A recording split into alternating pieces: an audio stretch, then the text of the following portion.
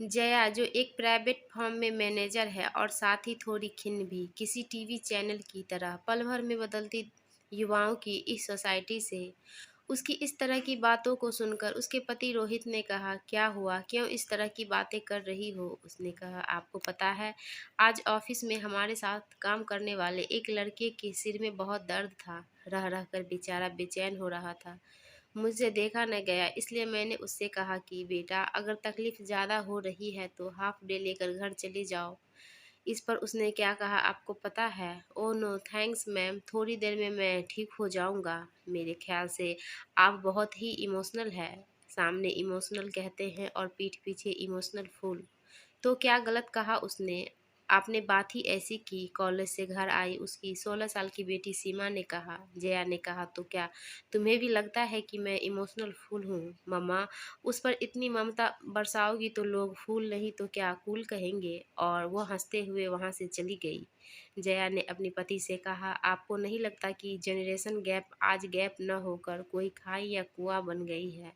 अगर इतनी आर्द्रता, इतने संवेदनशील हम नहीं रहे तो एक दिन मशीन बन जाएंगे। मुझे तो कभी कभी सोचकर घबराहट होने लगती है कि हमारे बच्चे सुरक्षित तो है ना।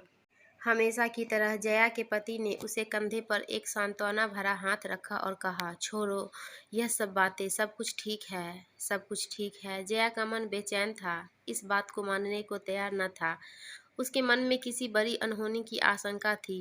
यह सब सोचते हुए उसे ख्याल आया कि उसके 19 साल के बेटे कुंदन का आज टेस्ट था। पेपर कैसा हुआ, यह पूछने के लिए उसने उसके कमरे की ओर रुख किया। जया ने कमरे का दरवाज़ा खटखटाया।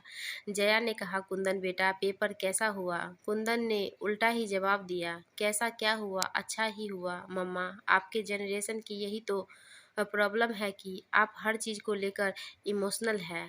अब टेस्ट एग्ज़ाम, यह कोई इमोशनल होने वाली चीज़ें हैं क्या? आप इतने से टेस्ट के बारे में किसी फिल्मी माँ की तरह पूछने क्यों आ जाती हैं? इस पर जया ने कहा, बेटा, माँ का प्यार क्या अब सिर्फ फिल्मों और टीवी तक ही सीमित हो गया है? टीवी के रियलिटी शो में किसी प्रतिस्पर्धी के हारने पर, उसे रोता बिलखता देखने पर तुम्हें भी रोना आ जाता है।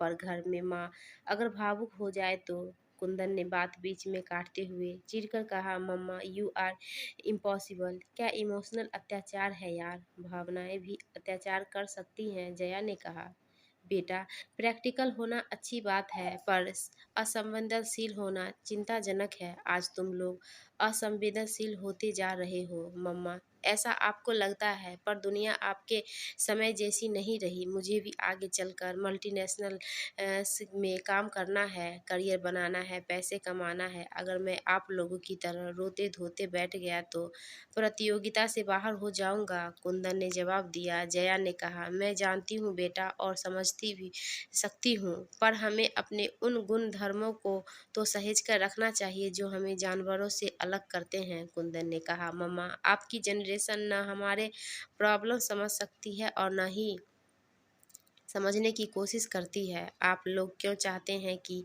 आपकी चीज़ों को हम आज अपने कंधों पर ढोए? इमोशनल फूल्स, जो शब्द आज तक जया के पीठ पीछे सुना था, आज उसी शब्द को मुंह पर भी सुन लिया। जया शौक में थी। वह कॉफ़ी का कप उठाए छत पर चली गई। शायद कुछ समय सिर्फ अपनी भावनाओं के साथ बिताना चाहती थी। उसे अभी अभी उसके बेटे ने मूर्खता भरा साबित कर दिया था। वह सोचने लगी, ये क्या हो गया मेरे हार्ड मांस से शरीर से, ऐसी मशीन का जन्म कैसे हो गया? कुंदन, मैंने तो तुम्हें तब भी प्यार किया, तुम पर अपनी ममता लुटाई जब तुम्हें मैंने देखा भी नहीं था, जब तुम्हें मेरे पेट में थे। आज मेरे बच्चे मेरी भावनाओं को अत्याचार समझ रहे हैं। जया बस सोचती जा रही थी, कहीं यह मशीन शिक्षा मेरे बच्चों को स्कूल कॉलेजों से तो नहीं मिली, या फिर यह कोई विज्ञान का नया आविष्कार है जो मनुष्य को मशीन बनाने में लगा है। अगर ऐसा होता रहा तो कुछ सालों बाद हम जैसे इमोशनल फूल्स सिर्फ वृद्धा आश्रम में दिखेंगे और घरों में रहेगी यही मशीनें। आज जया को विज्ञान की रीजनिंग पावर पर गुस्सा आ रहा था। वो सोच रही थी कि विज्ञान ने हर चीज़ का कारण बता दिया है और यह भी बता दिया कि बिना कारण के कोई भी चीज़ नहीं होती। अगर कोई रो रहा है या फिर कोई खुश है तो विज्ञान झट से बता देगा इसके पीछे कौन सा केमिकल रिएक्शन काम कर रहा है। विज्ञान हम इंसानों को बख्श क्यों नहीं देता है। कितने अच्छे दिन थे वे जब इंसानों की भावनाओं की नमी उसके चेहरे पर भी झलकती थी और आंखों से बहती भी थी। तब लोग इन आंसुओं का सम्मान भी करते थे। मम्मा मम्मा क्या सोच रही हो? सीमा ने अपनी मम्मा के अतीत प्रवास पर रोक लगाई। मम्मा आपकी कॉफ़ी तो ठंडी हो गई, जया ने जवाब दिया। हाँ, बिल्कुल तुम लोगों की तरह, तुम भी तो कितने ठंडे हो गए हो, भावनाओं की गर्माहट बिल्कुल ख़त्म हो गई है। सीमा ने कहा, छोड़ो न मम्मा, मैंने आपकी और भैया की बातें सुनी, कब तक आप ऐसे कूटते रहोगे और हमारी पीढ़ी को कोसते रहोगे। जया ने अपनी बेटी का हाथ अपने हाथ में लिया और कहा, बेटा मैं क्यों कोसूंगी, इस नई पीढ़ी को जन्म हमने ही तो दिया है, यह हमारी अपनी है। मैं तो बस तुम दोनों को प्यार, विश्वास, संयम, सहजता, सरलता से उन समंदर में ले जाना चाहती हूँ जिससे हमारी पीढ़ी तर-बतर है। सीमा बोली, मम्मा यह नोवेल वाले डायलॉग्स बस करो। आप क्यों नहीं समझती कि आज दुनिया बदल गई है? उसकी बात बीच में काटते हुए जया ने कहा, कितना बदल गई है बताओ, ऐसा क्या बदला आया इन 20 सालों में? कुछ नहीं बदला, तुम लोगों ने खुद को बदल दिया है, अपने आप को विचार से, नैतिक अनैतिक के ज्ञान से, समाज से काट दिया है। तुम लोग आज सेल्फ सेंटर्ड हो गए हो, जिम्मेदारियों से कतराते हो, उन्मुक्त रहना चाहते हो, पर यह नहीं जानते उन्मुक्तता में उन्माद नहीं होता। हमारे वक्त काम की जगह पर प्रोफेशनलिज्म तो था ही, पर साथ ही इमोशनलिज्म भी था। अगर किसी की तरक्की होती तो हम सब खुश होते और अगर किसी को कोई दुख है या मुश्किल है तो सब मिलकर उसकी मदद करते। आपकी कोई भी दलील मुझे कन्विंस नहीं कर पा रही है मम्मा, सीमा ने कहा। अगर हम अपने कलीग की तरक्की से खुश और उसके दुख पर रोते रहे तो हम तरक्की कैसे करेंगे? जया ने कहा, तुम लोगों को ज़्यादा खुद की सफलता से ज़्यादा विश्वास दूसरों की असफलता पर है, अपनी काबिलियत से ज़्यादा विश्वास दूसरों की नाकाबिलियत पर है। सीमा बोली, ओहो मम्मा बस करो, बात कहाँ से कहाँ पहुँच गई। मुझे लगता है आप स्ट्रेस में हैं और गंभीर रूप से किसी मानसिक बीमारी की शिकार होती जा रही हैं। हम कल ही किसी अच्छे मनोवैज्ञानिक के पास जाएंगे। इतना कहकर सीमा तो वहाँ से चली गई, पर जया यह सब समझ नहीं पा रही थी। उसे ऐसा लग रहा था मानो भूतकाल और वर्तमान में कोई तालमेल ही नहीं रहा। वह अपनी ठंडी कॉफ़ी लिए नीचे उतर गई। अगली सुबह जया नाश्ते के टेबल पर अनमने ढंग से बैठी हुई थी। उसके चेहरे पर मन का द्वंद्व उसके चेहरे पर साफ नजर आ रहा था। जया कुछ सोच रही थी, कहीं मैं ही तो गलत नहीं, कहीं कुंदन और सीमा की सोच सही तो नहीं। तभी जया के पति ने आकर उसके हाथ पर हाथ रखा। क्या हुआ जया, तुम इतनी बेचैन क्यों हो? तभी सीमा अंदर से तैयार होकर बैग हाथ में लिए हुए बाहर आई। मैं अपने दोस्त के साथ गोवा जा रही हूँ, जया ने पूछा। कौन से दोस्त? सीमा ने जवाब दिया, मम्मा प्लीज़ आप इन बात से दूर रहें। पापा मैं 2 दिन में लौट आऊँगी और मम्मा आते ही हमें डॉक्टर के पास जाना है, याद है ना? जया को रोहित ने समझाया, मैं तुम्हारी स्थिति समझ रहा हूँ, सब ठीक हो जाएगा। बच्चे बस थोड़ी स्वतंत्रता चाहते हैं और वह उन्हें हमें देनी चाहिए। जया ने सहमति तो जताई, पर वह अभी भी बेचैन थी। देखते ही देखते 2 दिन बीत गए और दरवाजे पर दस्तक हुई। जया दौड़ती हुई दरवाज़ा खोलने पहुंची। दरवाजे पर सीमा खड़ी थी। जया ने उसे गले लगाया और कहा, तू ठीक है ना? मैं बहुत खुश हुई हूँ कि तुम ठीक ठाक घर वापस आ गई। सीमा ने कहा, मम्मा आप तो ऐसे खुश हो रही हैं जैसे मैं कारगिल की लड़ाई में जिंदा वापस लौट आई हूँ।